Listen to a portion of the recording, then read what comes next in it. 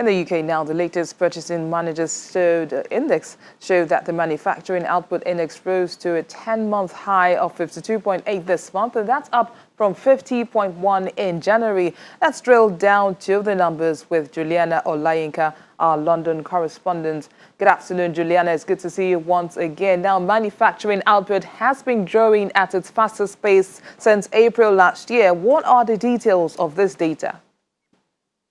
Well, we've got these flash PMI service data in. The PMI really just shows you how healthy the economy in it is. And of course, because of what's been going on with Brexit trade talks, which are due to start soon, and the rise in the economy after Boris Johnson's historical victory, this information is really vital. And as you said, you know, the composite data, which takes a look at manufacturing, services and construction, is it stayed the same, which is good. It's a solid start at 53.3. But what surprised economists is the rise in manufacturing, which has grown from 50 to 51.9. And 50 is a really benchmark figure. Anything above that shows that the economy is expanding, and below that it shows that it's contracting. So it's pretty good. A lot of people have been keeping their eyes on the services data. The services data has actually fallen from 53.9 in January to 53.3 in February. That's the outlook. But a lot of people are blaming the weather for that. Of course, we're still reeling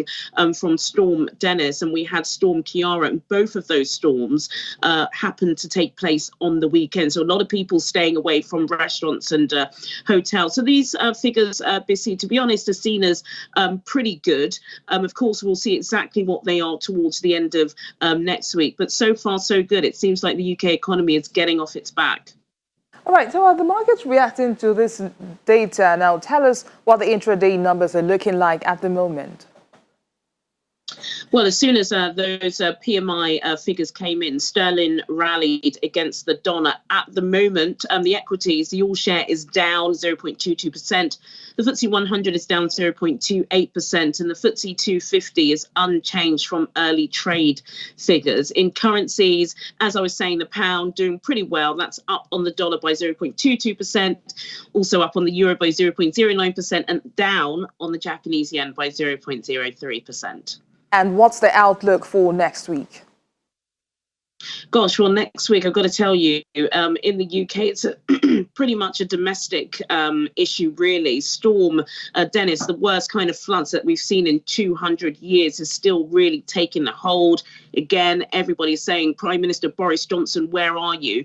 He is yet to visit some of these flood-soaked territories. We did see the leader of the opposition, the outgoing Labour leader, Jeremy Corbyn, there a couple of days ago. So everyone's going to be focusing on that. Also, as well, the UN, the United Nations, they're going to be delivering a report on the effects of trade post-Brexit, which is going to be really interesting because at the moment we haven't really heard from the United Nations in terms of their comments on Brexit. Of course, we know generally that they wanted Britain to stay within the EU. So it's going to be really interesting to see the data that they've compiled over the next couple of years. I'm sure the equities and the currencies will react from that. And again, COVID-19, we can't forget those issues that are likely to spread into next week. Hermès, the luxury retailer, one of the most luxurious retailers in the world, they'll be delivering their update from Asia.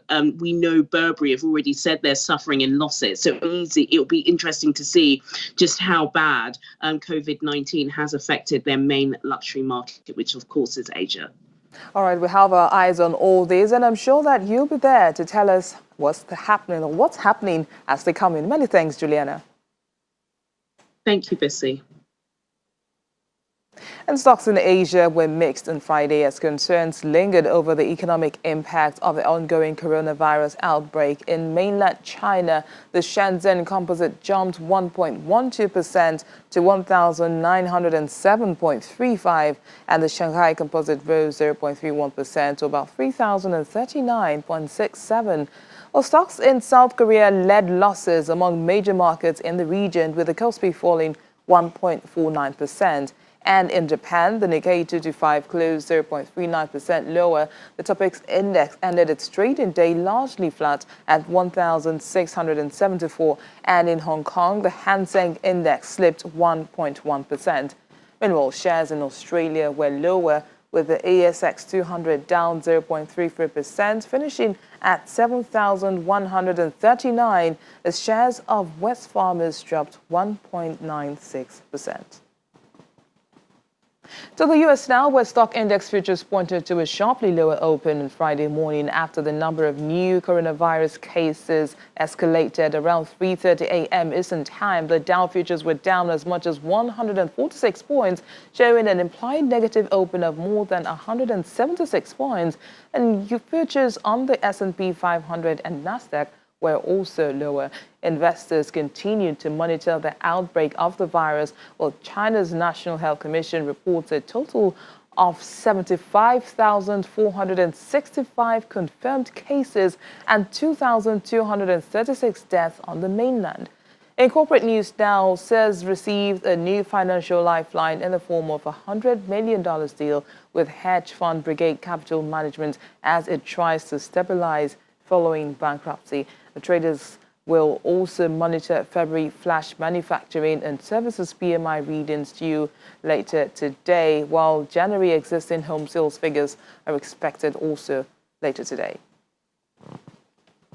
Well, let's take a breather from those numbers now to Egypt, where the central bank has kept its key interest rates unchanged, with overnight deposit rate at 13.25% and its overnight lending rate at 12.25%.